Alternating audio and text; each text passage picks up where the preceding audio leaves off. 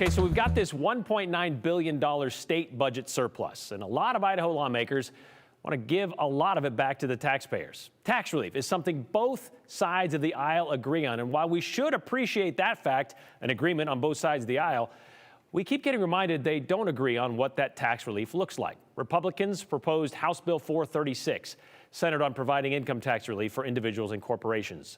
At $600 million in tax relief, it would be the largest tax cut in state history. But the Democrats don't like it so much. So today, House and Senate Democrats propose their own ideas on how to spend $600 million. And Andrew Bartline joins us to break down their proposal and explain how it compares with House Bill 436, which, as you know, has already passed the House and has now advanced to the full Senate. That's right. House Bill 436 is moving fast, and the Senate Tax Committee just voted along party lines to advance that bill. The Democrats today explicitly said the bill's speed through this process is forcing their hand to respond fast. Breaking down 436, it's an income tax relief bill, kind of has two angles to it. First, the bill consolidates Idaho's 5 income tax brackets down to 4 brackets. Most notably in this shift is the highest tax bracket is lowered from 6.5% down to 6%. And to be clear, anyone who makes over $5,000 a year is in the highest tax bracket.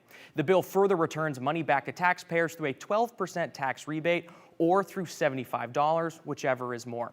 Democrats are critical of this bill. They say the wealthiest people and corporations are the ones who are going to benefit the most because the corporate tax bracket, too, is going to be lowered from 6.5% down to 6%.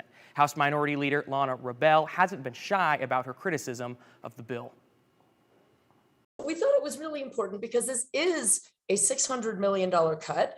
It is historic, and it is not something that we get a second bite at the apple on. We don't get to spend $600 million again, or at least we don't get to take that kind of revenue reduction again while still having any hope of funding infrastructure and schools and all the other things we want to target.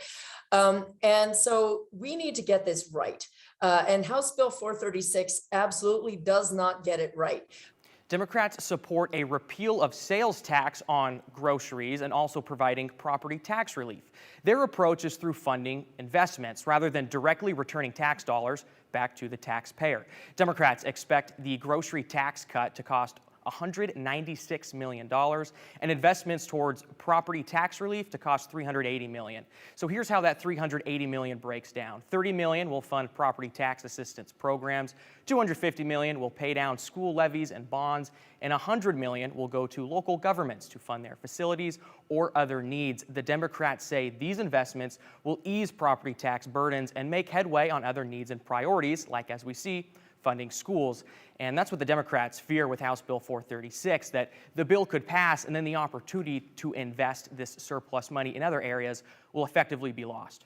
Okay, just so I'm clear then, like when it comes to these school levies, they'll pay off those levies, therefore the taxpayer in those taxing districts won't have to keep contributing to them. Is that what I understand? Yeah, like a great example would be the West Ada School District. They have this levy, I think it's like $7 million, and every couple of years they got to vote to renew it, and it'll be tacked on to the local property tax. So if this surplus money just funds that levy in the first place, locally, your property tax wouldn't have to fund the levy. It'd be paid for through this surplus money. So in effect, in theory, in practice, it could cut down property taxes for people in West Ada if we're using that example specifically. True. All right. Well, we heard last week during the 436 debate, the Democrats saying we don't have enough money to do all of this, the tax relief, the grocery tax, and the property tax. Republicans saying there's plenty of money to do all of those things. So we'll see, again, what happens. Thanks, Andrew.